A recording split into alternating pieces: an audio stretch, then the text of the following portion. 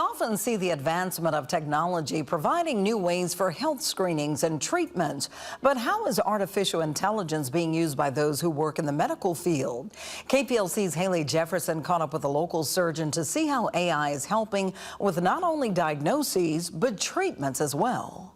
From EKG reading to lung cancer screenings, the use of artificial intelligence in the medical field can be beneficial in several ways. For instance, cancer screening. If you actually put in there what a cancer should look like on an image, you can feed it into some sort of system that will then give an algorithm as to detect, is this cancer, yay or nay?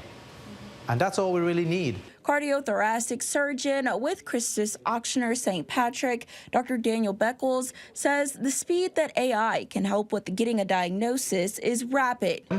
Now, people have watches and they have iPhones that can detect simple things like, atrial fibrillation.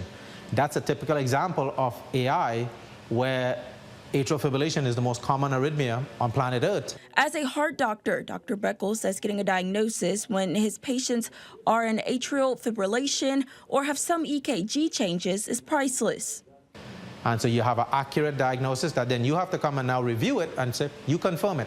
But the speed at which AI brings it to you is just rapid. Dr. Beckles says one of the biggest challenges with the use of AI in the medical field is bias. You're only as good as the data you're putting in. So if you put data from 100% men and 0 women, you're going to be picking up the answer for men only, and women get left behind. And that is where we're realizing that we need to be 50-50 on that. While Dr. Beckles says they already have processes and structures, AI simply makes it easier, better, and more efficient to detect certain diseases and treat them. So for instance, we have sepsis or infection in the hospital.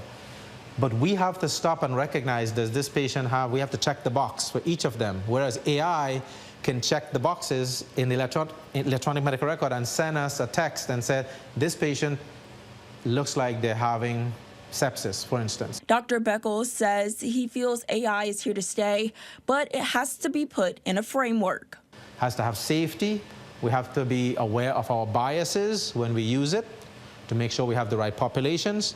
And we have to be accountable and always be responsible in healthcare. You can find out more how